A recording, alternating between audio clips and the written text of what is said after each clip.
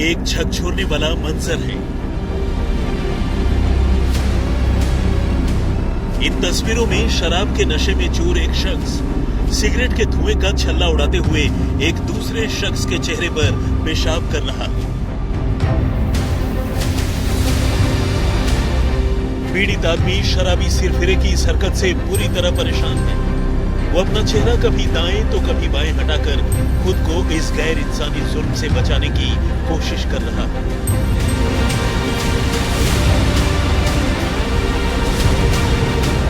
लेकिन जालिम का खौफ ऐसा है कि पीड़ित वहां से बचकर भागने की भी कोशिश नहीं कर रहा।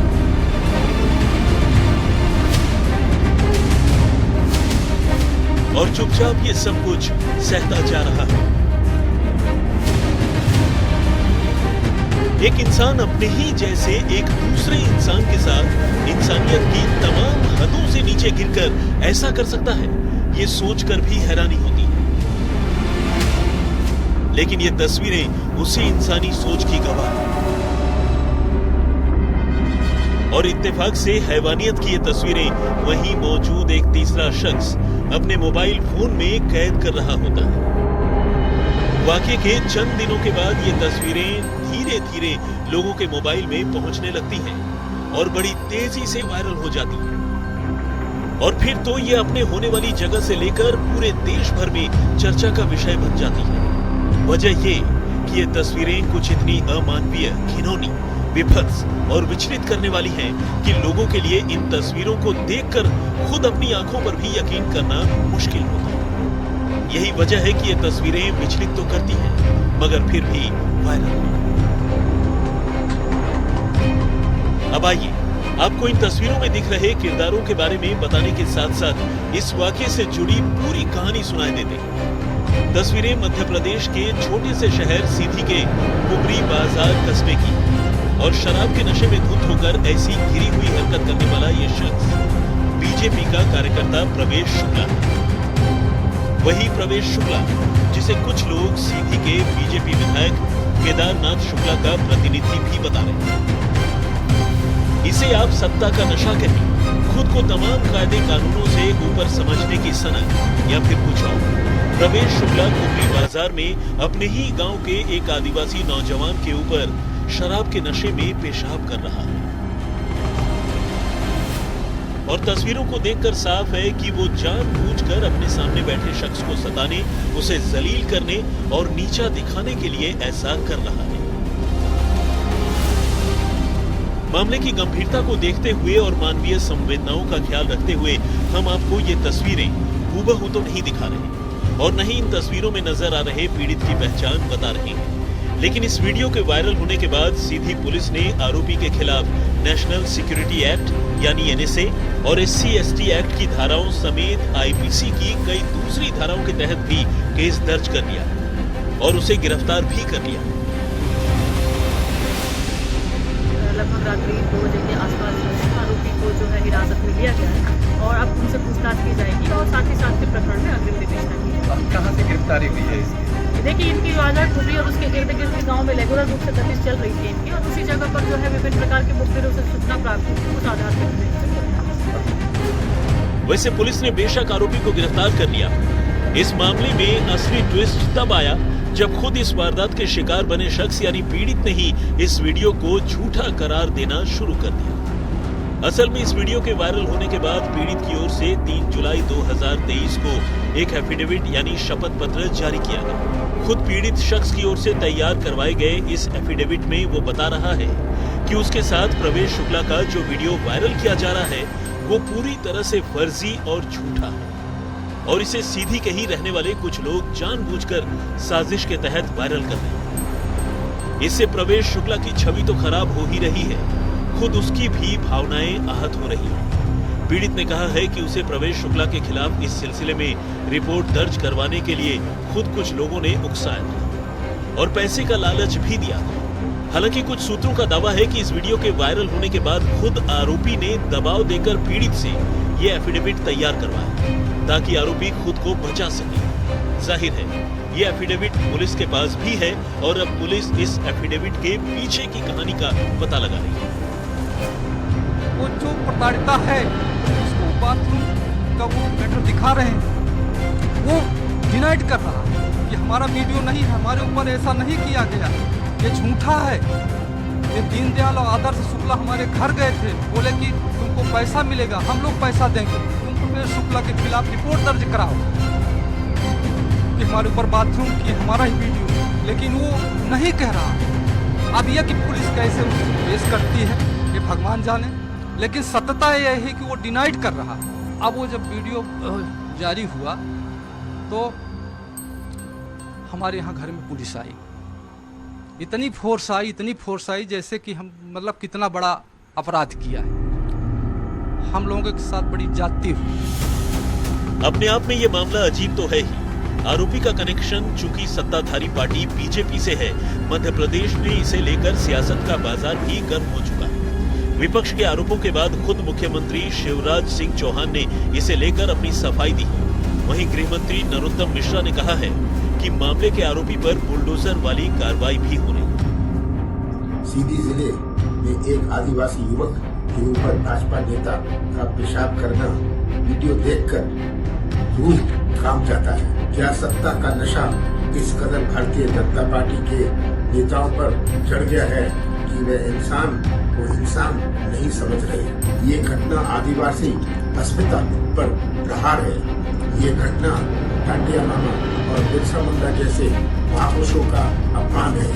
ये घटना मध्य प्रदेश के करोड़ों आदिवासी भाई बहनों का अपमान है।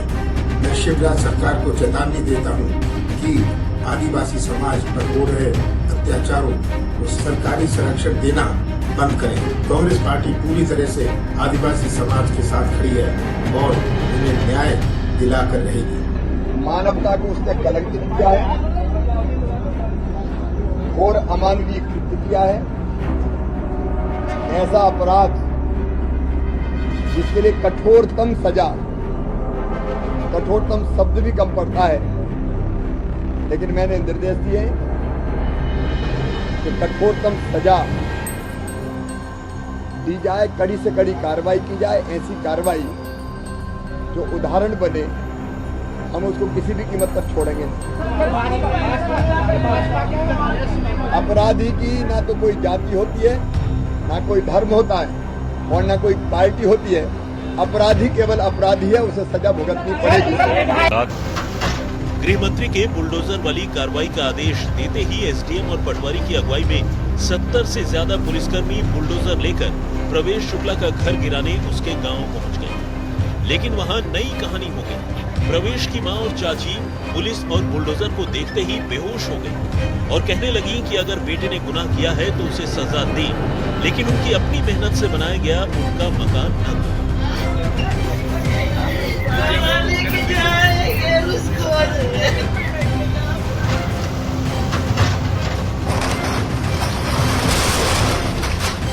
हालांकि इसके बावजूद शासन ने प्रवेश के घर का एक हिस्सा धराशायी कर दिया। ये बताया गया कि यह हिस्सा नाजायज तरीके से बनाया गया।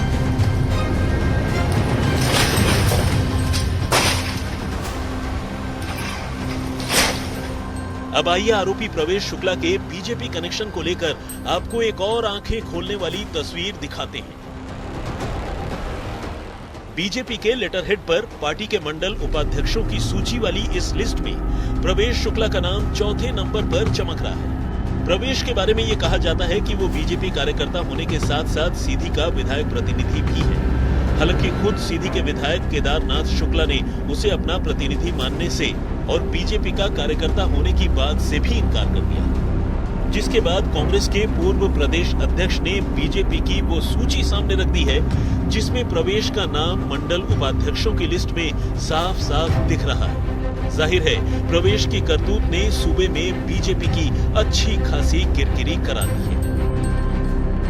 फिलहाल मध्य प्रदेश शासन ने आरोपी के खिलाफ एनएसए तो लगा दिया है, लेकिन कानून के जानकारों की माने तो ऐसे मामलों में एनएसए का इस्तेमाल बहुत तर्कसंगत नहीं है, क्योंकि एनएसए आमतौर पर देश विरोधी हरकतों को अंजाम देने वाले मुलजिमों के खिलाफ इस्तेमाल किया जाता है। लेकिन अक्सर शासन प्रशासन इस कानून का इस्तेमाल वैसे मुलजिमों के खिलाफ भी कर देती है जिन्होंने कोई दूसरा संगीन अपराध किया हो, और एनएसए लगाने के पीछे मकसद ये होता है कि उन्हें आसानी से जमानत न मिल सके।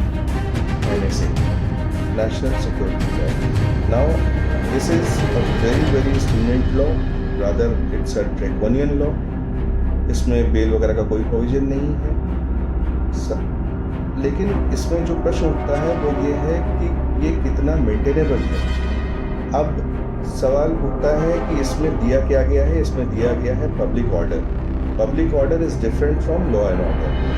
अब चूंकि ये इंडिविजुअल घटना है, अब ये देखना है कि स्टेट गवर्नमेंट इसको किस तरीके से उस पेरिफेरी के अंदर लेके आती है जिससे कि एनएसए का जुरिसडिक्शन उनके पास बने, और कितना मेंटेनेबल होता है कोड ऑफ लॉ में, ये भी देखने वाली बात है। बहरहाल नशे में धुत होकर इंसानियत को शर्मसार करने वाले गुनहगार के खिलाफ सरकार ने कार्रवाई की शुरुआत तो कर दी, लेकिन ये मामला फिलहाल थमता नजर नहीं आ रहा। सबसे पहले नेताजी के ये बोल वचन सुनिए। एक अभी मेम लड़ी ने हाफ पैंट पहन के लड़ गया, हाफ ऊपर से कपड़ा पहन के जिला परिषद, ये झूठ बोले नगेंद्र राव, और जमानतें जब्त करा दिए सब नेता को। मेम नजर ही नहीं आ रहा है। अब लड़कन जो है से पहले तो मोबाइलवा में फोटो रख लेता, उसको तब उसको रात में सपना में आ रहा था। और अब नेताजी की बदजुबानी के बदले एक और स्वयंभू नेताजी का ये बड़बोलापन देखिए।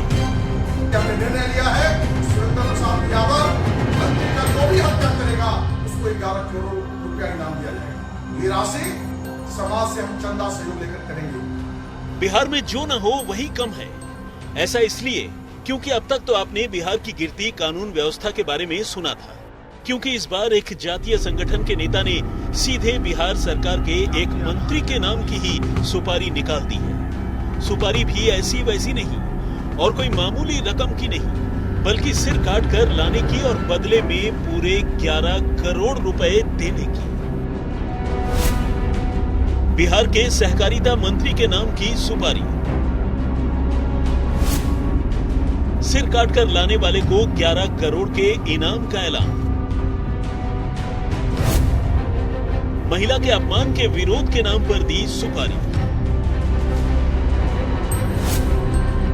मंत्री की हत्या की अपील करने वाला हुआ गिरफ्तार।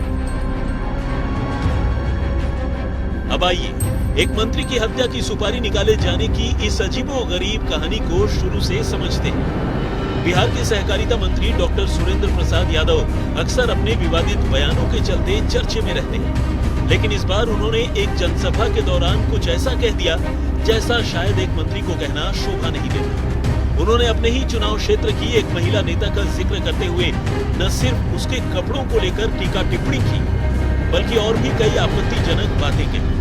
सच्चाई तो यही है कि अगर इस तरह की टीका टिप्पणी पर सरकार खुद कोई संज्ञान लेती तो बात समझी जा सकती थी, लेकिन खबरों के मुताबिक जब पीड़ित महिला की शिकायत के बावजूद मंत्री पर कोई कार्रवाई नहीं हुई तो खुद को क्षत्रिय सेवा महासंघ का अध्यक्ष बताने वाले धनवंत सिंह राठौर नाम के एक शख्स ने सीधे न सिर्फ मंत्री के नाम की सुपारी निकाल दी, बल्कि इस सिलसिले में एक वीडियो बनाकर उसे सोशल मीडिया पर वायरल भी कर दिया। वीडियो में धनवंत सिंह खुलेआम मंत्री की हत्या करने वाले को 11 करोड़ रुपए देने की बात कह रहा है। इसलिए हमने निर्णय लिया है, सुरेंद्र प्रसाद यादव मंत्री का जो भी हत्या करेगा उसको 11 करोड़ रुपया इनाम दिया जाएगा। ये राशि समाज से हम चंदा सहयोग लेकर करेंगे।